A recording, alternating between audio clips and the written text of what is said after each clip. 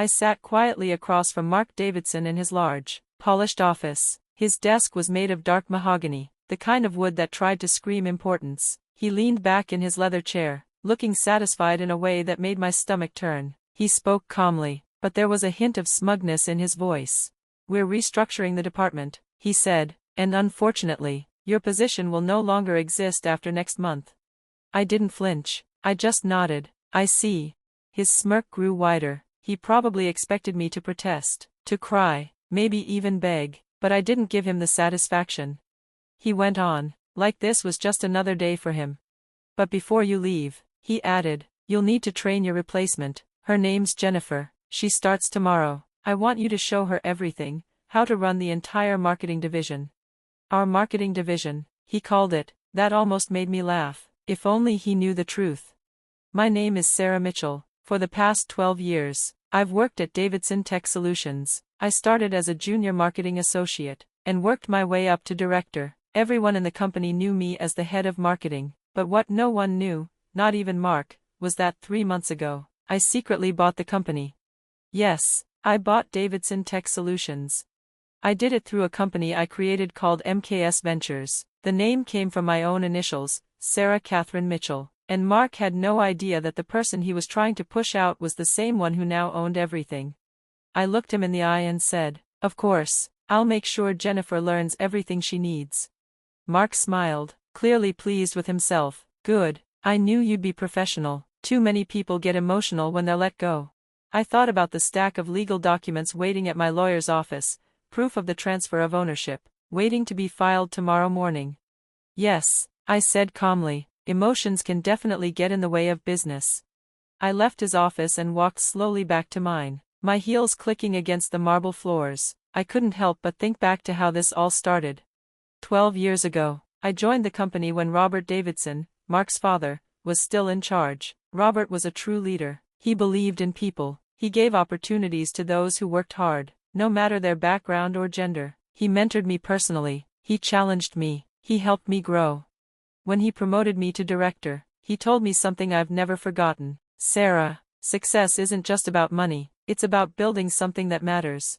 Everything changed when he died 3 years ago. His son, Mark, took over, and it felt like the heart of the company was ripped out. The culture Robert built was replaced with ego, favoritism, and greed. Mark didn't care about people, he cared about power. Talented employees were pushed out and replaced with his buddies. Our best clients started pulling away. Morale dropped. The spark was gone.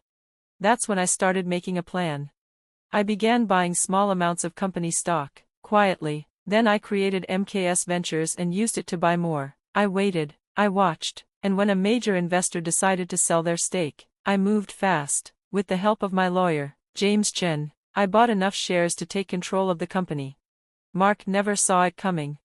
That afternoon, I sat in my office when my best friend Maya, who also happened to be the head of HR, walked in. "Still doesn't know?" she asked.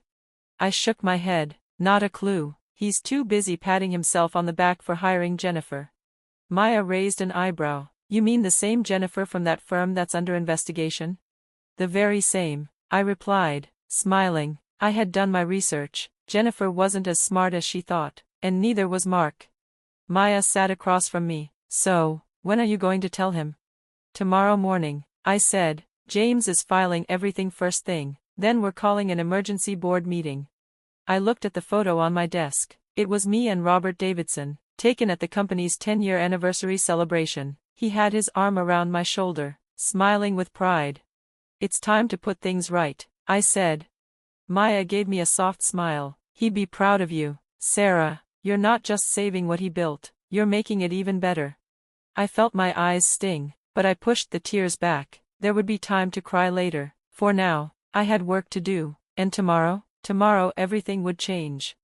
"I can assure you, Mr. Davidson," James said calmly, placing a thick folder of documents on the table. "Everything was done legally and by the book. I personally oversaw every transaction. Would you like me to walk you through how M. Mitchell acquired the shares?"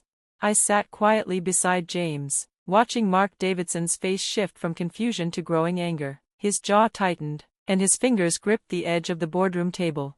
James continued, his voice polite but firm. This folder contains a full record of every purchase made, every stock, every filing. It clearly shows that MKS Ventures now owns 51% of Davidson Tech Solutions. Mark's eyes darted toward me. I could almost see the moment the realization hit him. "You sneaky little." "Careful," I interrupted him, my tone cold and calm. "The board is listening." And they were. Every board member sat in silence, some with raised eyebrows, others with expressions of quiet satisfaction. Most of them had known Robert Davidson, Mark's late father. They had watched the company slowly decline under Mark's leadership. Some had spoken up, most had stayed quiet, but now, their attention was fully on me. I stood up and looked at the group. Over the past 3 years, we've all seen this company change, and not for the better. We've lost market share, talented employees, and the heart of what made this company special. The vision that Robert Davidson had, of a company built on innovation, respect, and purpose, has been lost. I handed out another set of documents, simple charts showing the truth: declining profits, shrinking client lists, high employee turnover. Our profits have dropped nearly 40%. We've lost 12 of our largest clients. Employee morale is at an all-time low. I looked around the room, but this isn't just about numbers, it's about who we are, what we stand for. Mark scoffed loudly. "Spare us the speech. This is business, not a therapy session. My father built this company to make money, not chase some feel-good mission." Janet Chen, one of the senior board members, sat up straighter. "Actually, Mark, your father believed in sustainable success, growth that came from strong leadership and a healthy work culture. That's something we haven't seen under your management." There were quiet murmurs of agreement around the table. "I move that we vote on new leadership," Janet said clearly. "I second it," another member added immediately. Mark's face turned red. He looked around the table, panic in his eyes. "You can't do this. I'm a Davidson. This is my company." "No," I said softly, meeting his eyes. "It was your father's company, and he understood something you never did. Leadership isn't something you inherit, it's something you earn." The vote didn't take long. In less than 15 minutes, Mark Davidson was officially removed as CEO. Security was called, and as he was escorted out of the building, his voice echoed behind him, shouting about lawsuits and betrayal. Once the board members had left the room, Janet stayed behind. She walked over to me and placed a gentle hand on my shoulder. "That couldn't have been easy," she said kindly, "but it had to be done." I nodded. "Now the real work begins." And it did.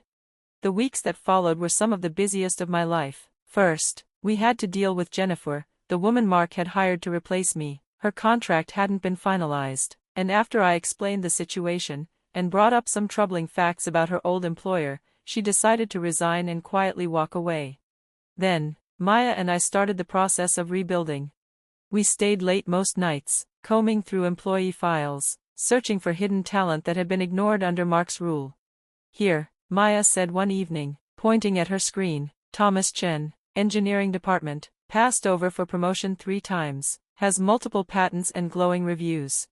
Let's meet with him," I said. "We need people like him leading our teams." We restarted the mentorship program that Robert had loved. We reopened the innovation lab that had once made our company famous. We started hosting team-building events and feedback sessions. We rebuilt the culture from the inside out. A month later, I sat in what used to be Mark's office. It looked very different now, warmer, more open. Maya sat across from me, smiling as she flipped through a report.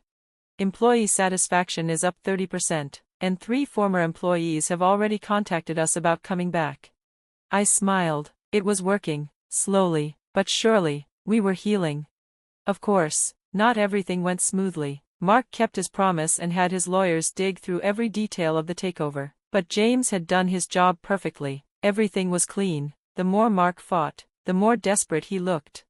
He even tried spreading rumors in the industry that the company was falling apart under new leadership, but we let the results speak for us. In 6 months, our revenue stabilized, new clients came on board, innovation returned, the office was alive again. 1 year after the takeover, I stood in front of our entire team at the company's annual meeting. The auditorium was full. We had hired more than 100 new employees over the past year. When Robert Davidson founded this company, I said, my voice steady, he had a dream. He wanted to build something meaningful, a company that not only succeeded in the market but also made a real difference. I looked out at the crowd, familiar faces and new ones, all part of the same journey. For a while, we lost our way, but we're back now, and we're stronger than ever. Behind me, the screen displayed a new project, our partnership with local schools to bring STEM programs to underserved communities. This is what success looks like, I said, not just numbers, but impact. After the meeting, Maya joined me in my office, where I stared at a photo of Robert. "He'd be proud of you," she said softly. I nodded, a lump in my throat. "I hope so. Sometimes I wonder if I did the right thing, taking over the way I did." Maya looked me straight in the eyes. "Sarah, you didn't just take over, you saved the company, you gave people hope again." She was right, we hadn't just brought back the old company, we'd made it better. That night, before leaving the office, I opened my inbox and saw a new email. It was from Margaret Davidson, Robert's widow. "Dear Sarah, I've been watching everything you've done this past year. Robert always believed in you. He knew you understood what this company truly stood for. Thank you for honoring his dream and making it even stronger. With all my gratitude. Margaret." Tears filled my eyes. This was why I did it, not to get back at Mark, not to climb higher, but because some legacies are worth fighting for. The next morning, I arrived early. The building was quiet, filled with that peaceful silence before the day begins. Soon it would be full of people, sharing ideas, solving problems, building something amazing. As I passed the wall in the hallway, I saw Robert's motto still hanging. "Success isn't just about making money, it's about building something that matters." I smiled, thinking of everything we'd been through. Mark had thought he was pushing me out. But in the end, he pushed me into my power. Not just a job, not just a title. A purpose. And now, this company wasn't just Robert's legacy. It was mine too.